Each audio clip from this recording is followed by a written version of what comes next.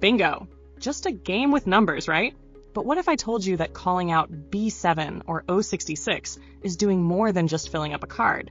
What if bingo was secretly giving seniors a cognitive tune-up, strengthening memory, sharpening focus, and boosting emotional health with every number called?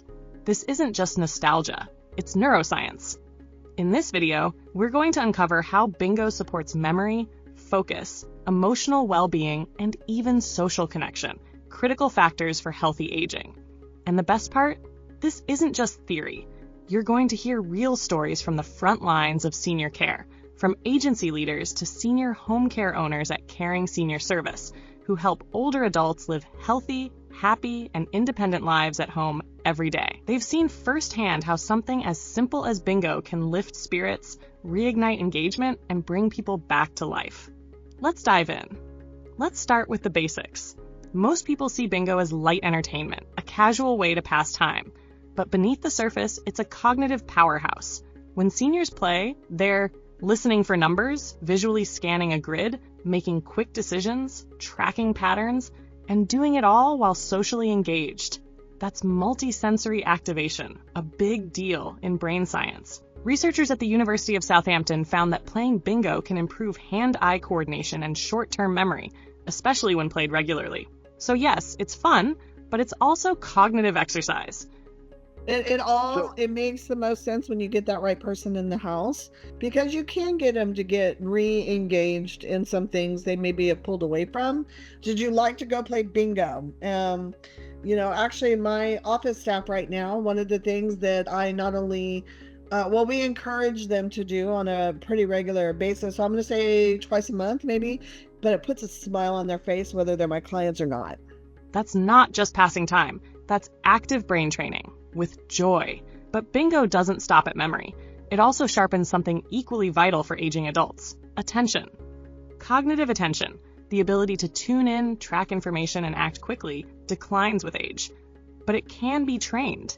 Bingo forces players to focus on auditory cues, scan rapidly for visual matches, stay mentally alert for extended periods. These are the same mental functions used in daily tasks like cooking, driving, or medication management. In fact, a study from Case Western Reserve University found that bingo games improved attention and alertness in both healthy seniors and those with cognitive impairment.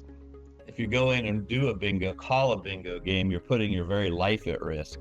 Our people in the bingo games, you put your war gear on. They're serious. Take the nicest old lady and she's going to be cussing up a storm and talking like a drill sergeant when bingo is a battleground. That energy, that sharpness, that's focus. Bingo doesn't just demand attention, it builds it. So far, we've talked about what bingo does for the mind.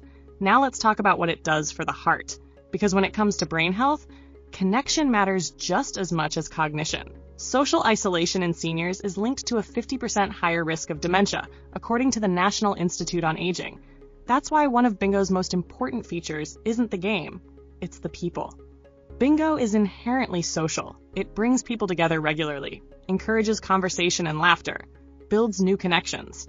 Little things like bingo or dominoes or balloon volleyball, things that bring people simple joy and connection that they especially might be forgetting if they have Alzheimer's or dementia, or just the loneliness of being alone away from their family. And that can be sort of a bridge to doing that, a connection to others. Moments like these often begin with simple social interaction, like bingo.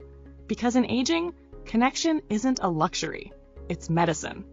Now, let's go deeper into how bingo supports seniors living with dementia or Alzheimer's.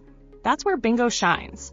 It offers familiar structure, predictable rules, gentle mental stimulation, emotional comfort. Researchers have even designed modified bingo cards for individuals with dementia, using larger print, simplified grids, and fewer numbers to increase engagement and reduce frustration. In one study, these adaptations led to noticeable increases in eye gaze, alertness, and participation compared to other recreational activities. For many seniors with cognitive decline, everyday life can feel uncertain, even overwhelming. Bingo provides a rare opportunity for them to participate confidently, make choices, and experience small, affirming wins. Caregivers often notice something remarkable during these games. Someone who's been withdrawn or silent will suddenly light up, marking a number, laughing at a missed call, or even helping someone else. Those moments of recognition and joy may be fleeting, but they're deeply meaningful. Because in memory care, even small wins matter. Bingo becomes more than a game. It becomes a bridge to memory, to confidence, to a sense of identity that still exists, even in the midst of decline. Here's something else you might not expect. Bingo is good for your mood. Chronic stress floods the brain with cortisol, a hormone that, when elevated long-term, can impair memory and shrink brain regions like the hippocampus. But lighthearted games like Bingo help reduce stress hormones, boost serotonin and dopamine, promote emotional resilience. I think those types of activities and games, bingo, any of those types of things, just bring a camaraderie and a community to a person that could be very isolated and lonely. I think there's a lot of different ways that you could even, it doesn't have to be so organized as necessarily bingo. It can be sitting down and playing a game of Go Fish. I mean, just doing a puzzle together. Just that community and the camaraderie of being somebody doing something and just having fun together. That moment of joy, it's more than emotional, it's neurological health in action. Want to boost the brain power even more? Try these modifications. Use themed cards, memory categories like 1950s TV shows or famous landmarks to boost recall. Add math challenges.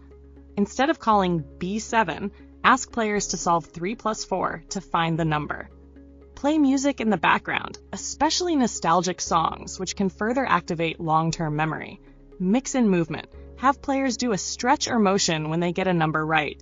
Anything and games that you do with another person, or games where you have to use answer questions or solve little problems, puzzles, anything of that nature. That's helpful. It's important. And just try to keep that always going. Because even small shifts in how we play can lead to big improvements in how we feel. So let's recap. You thought bingo was just a game, but now you know. It's a cognitive enhancer, a mood booster, a connection builder, and even a form of therapy for seniors with dementia or Alzheimer's. And best of all, it's simple, familiar, accessible.